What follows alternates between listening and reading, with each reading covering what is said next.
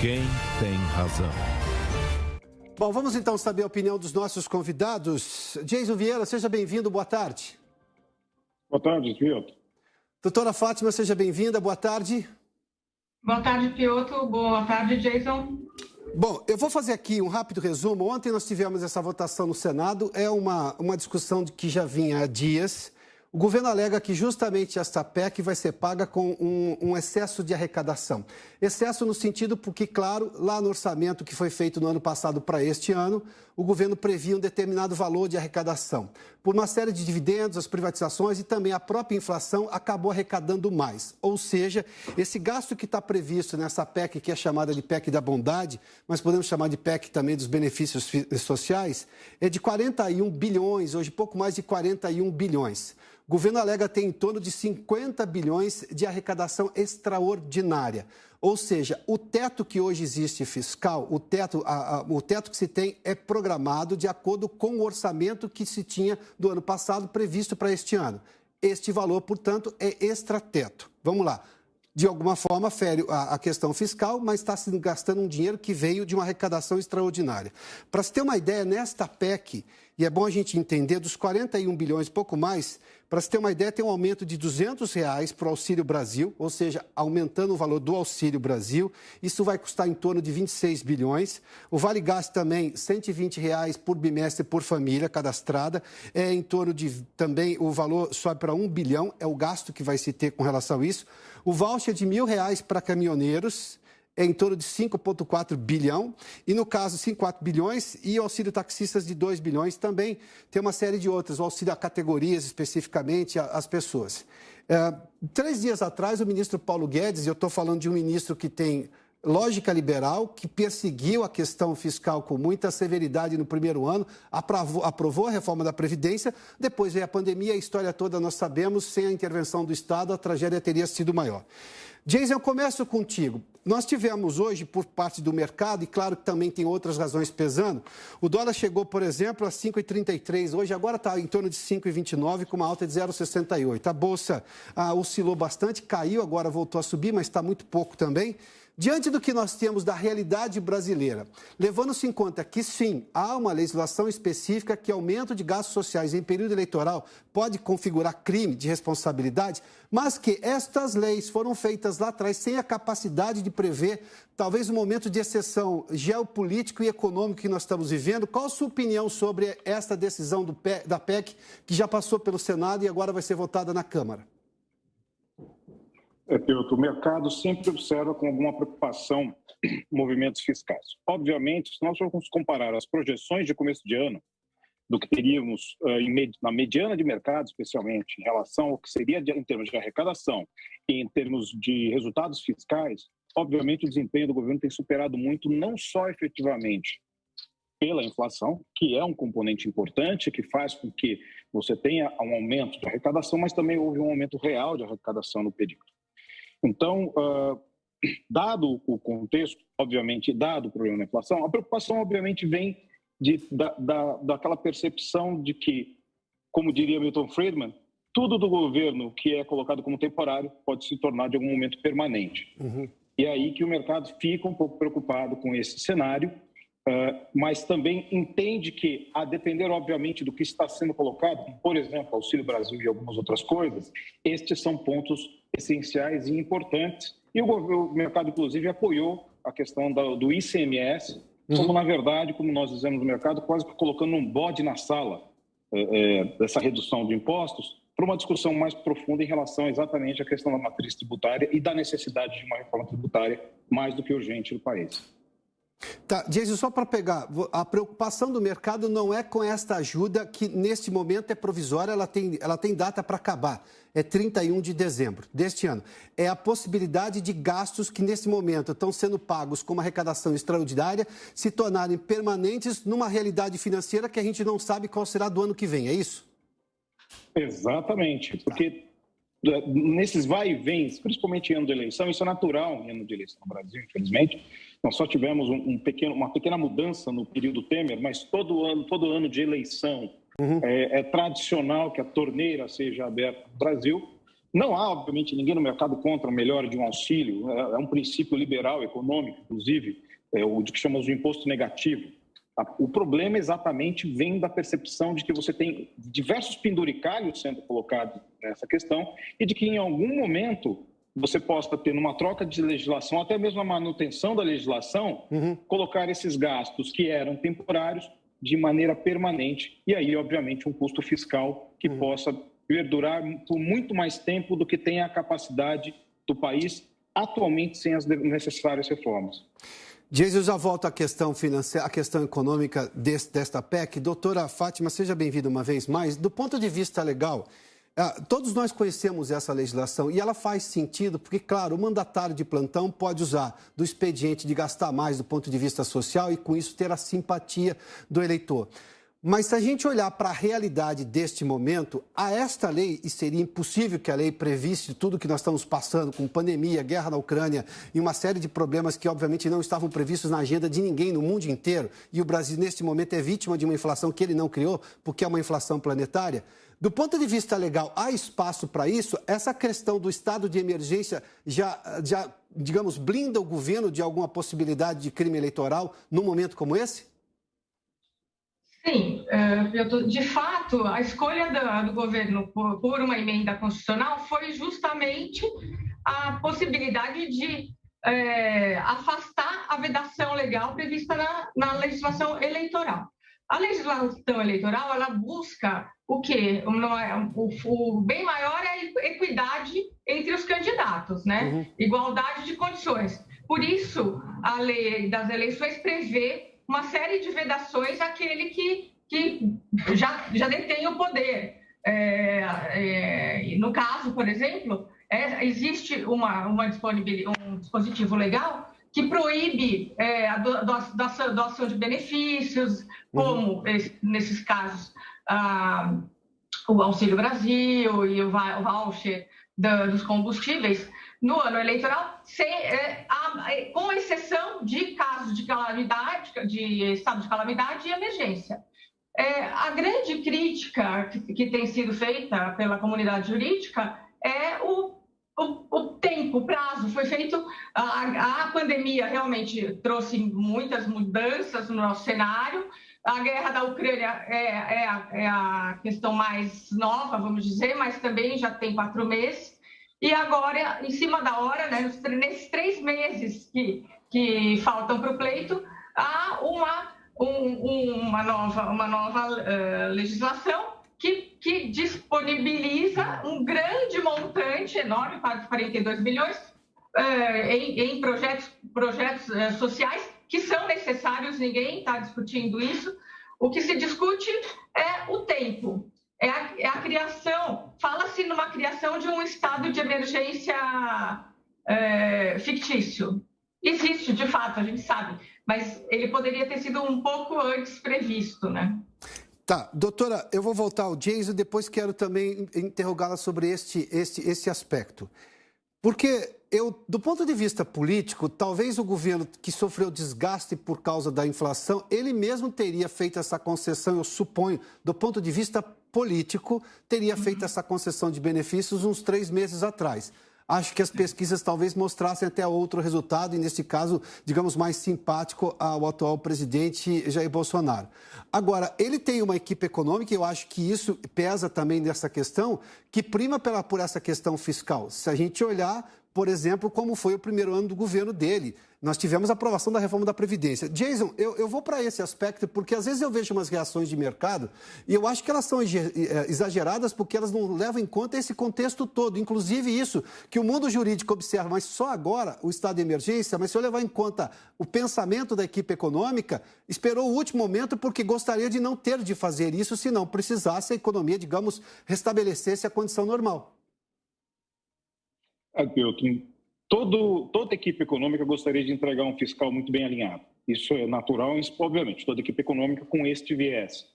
Que isso é importante para o país. Isso dá segurança jurídica, dá segurança institucional, dá segurança em termos de investimentos, e isso tudo traz o investidor de volta ao país e o investidor que está aqui permanece de maneira mais segura. Todo fiscal mal trabalhado se converte em algum momento em inflação. Obviamente, dentro do atual escopo, ele não é nenhuma explosão fiscal. Até dentro das contas que nós fizemos recentemente, está aquém do que poderia acontecer. Obviamente, indo para a Câmara, sempre tem o risco disso piorar um pouco. Em especial, o problema acaba sendo mesmo essa questão desses penduricários, esse vale diesel, vale taxista, sim, daqui a pouco vai ter vale mãe, vale qualquer coisa, ou seja, começa a se colocar um monte de coisa, mais ou menos, isso na verdade algo meio que natural do setor público, quando acaba inserindo uma série de outros penduricários, como, por exemplo, maneiras informais de se elevar salários do STF, do Judiciário, do Legislativo, através disso tudo. Essa, muitas vezes, é a preocupação, não é nem o que a equipe econômica está fazendo. A equipe econômica, obviamente, ela acaba se sensibilizando pela questão, primariamente, inflacionária, que teve um impulso dessa questão da Ucrânia, teve um impulso da questão da China, que aconteceram quase que ao mesmo tempo, junto com uma inflação que já vinha crescente no mundo, né? E a inflação, ela é democrática, ou seja, ela atinge a todos, mas não é democrática no impacto. Ela atinge muito mais os mais pobres e, obviamente, em ano de eleição, qualquer mandatário fica muito preocupado com o impacto de inflação, como, inclusive, está acontecendo nos Estados Unidos. Eles estão passando agora por uma eleição de meio de mandato, e muito provavelmente os democratas devem perder o controle das ambas casas legislativas e, obviamente, isso vem por conta da inflação. Doutora Fátima, eu volto à senhora, até por esse aspecto econômico, porque me parece até lógico que, do ponto de vista político, o governo gostaria de ter feito isso antes. Teria rejeição lá também da parte que poderia se sentir prejudicada no período eleitoral, é do jogo político. Do ponto de vista econômico, digamos, foi até o limite, até, obviamente, ter a certeza que teria também todo esse valor extraordinário para gastar. Mas, do aspecto legal, a hora que alguém entrar com alguma reclamação disso numa corte superior, seja no TSE ou no Supremo, até porque tudo acaba no Supremo hoje nesse país, a senhora acha que o juiz que julgará o caso, e eu vou lhe perguntar agora, doutor, me permita a provocação, apenas do ponto de vista técnico, porque nós temos uma série de comportamentos no Poder Judiciário brasileiro, no Supremo, que vão um pouco além da questão técnica. Mas do ponto de vista técnico, há algum problema em relação a isso, mesmo que tenha sido feito agora há 3 meses da eleição? Só lembrar que precisa passar pela Câmara ainda também, né? Não, eu acredito que vai passar rapidamente pela Câmara e será aprovado.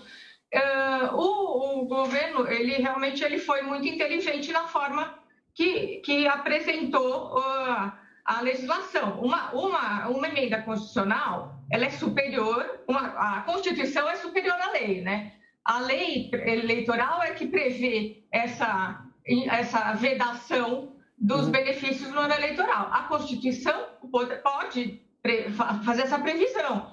Então, do ponto de vista técnico, sem discutir se é a medida correta, a emenda constitucional ou a lei, essa matéria, de fato, deveria ter sido posta por lei, não por emenda constitucional. A Constituição, ela traz os princípios basilares da nossa legislação.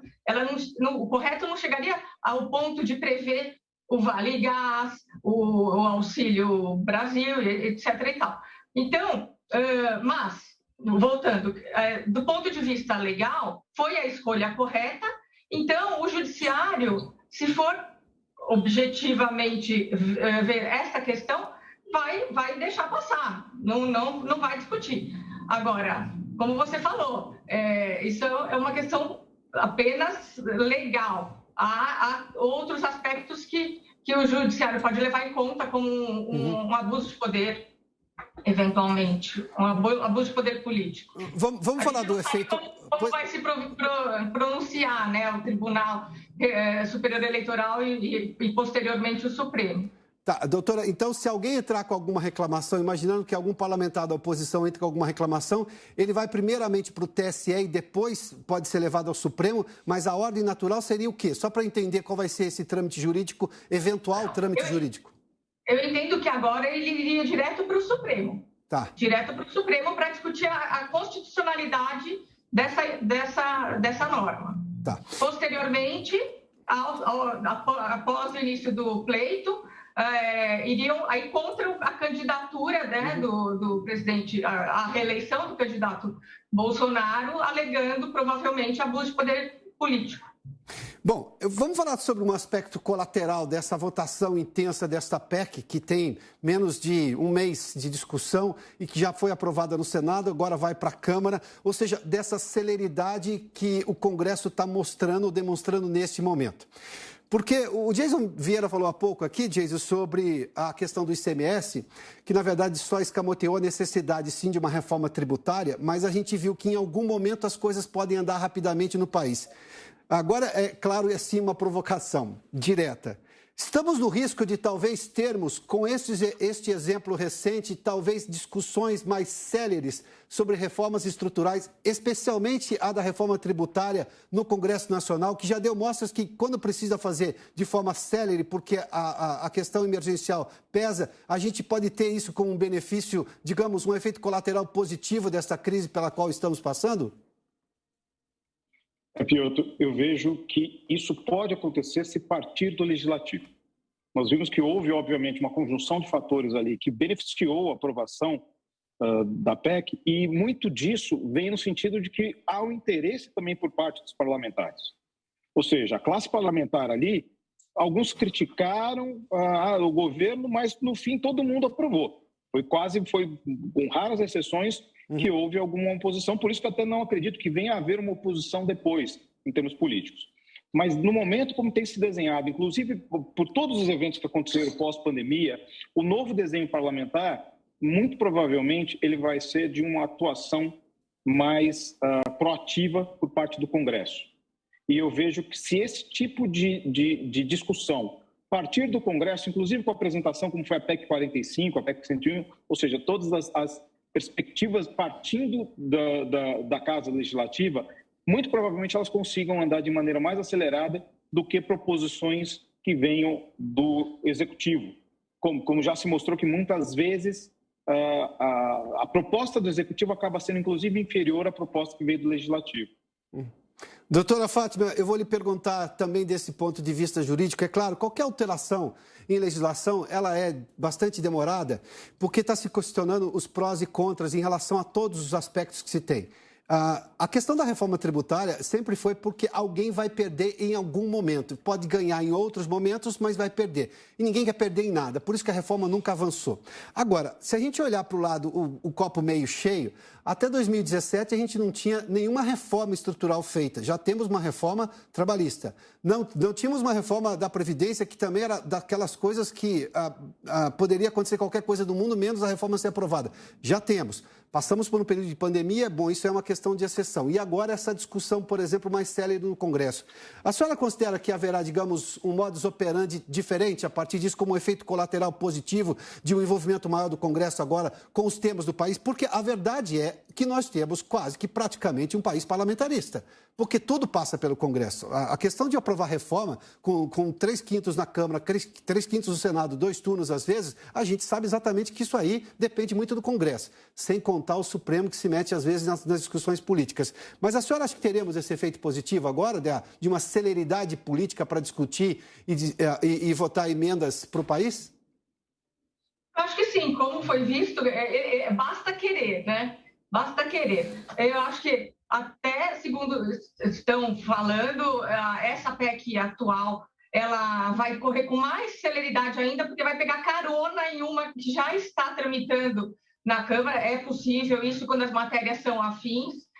Já existe uma PEC que trata de biocombustíveis, então a ideia, pelo menos é o que estão falando, a ideia é que essa PEC que está chegando na Câmara agora, pegue carona nessa outra, para já ganhar algum tempo. Então, quando o Legislativo quer ser ágil, quer examinar uma matéria, ele faz, né?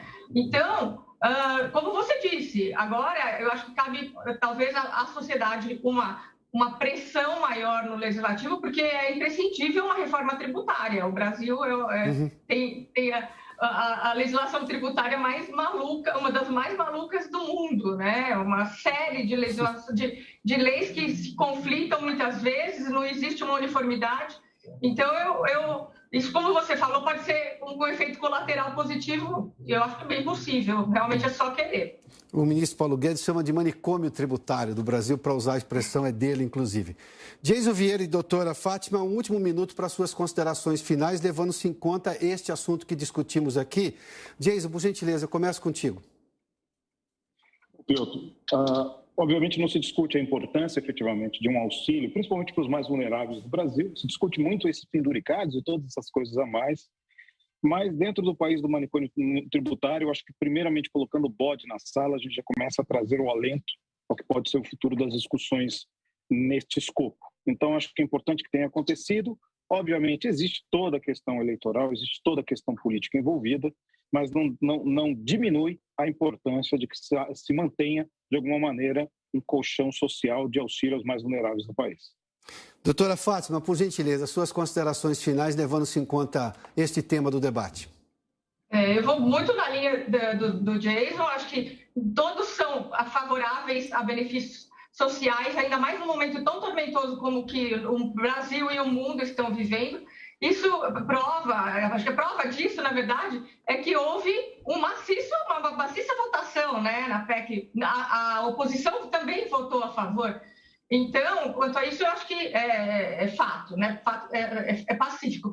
Eu acho que a gente tem que tomar muito cuidado com a questão eleitoral, não se usar uma PEC para driblar a legislação. Eu acho que a gente tem que tomar cuidado com a igualdade entre os candidatos. Mas, de qualquer forma, como o Jason falou, e eu concordo plenamente, agora é o momento da gente olhar pela população, né, que está precisando demais desses auxílios. Doutora Fátima Miranda, advogada especialista em Direito Político Eleitoral. Doutora, obrigado pela participação aqui. Jason Vieira, economista-chefe da Infinity Asset. Jason, obrigado mais uma vez também. Boa tarde, hein?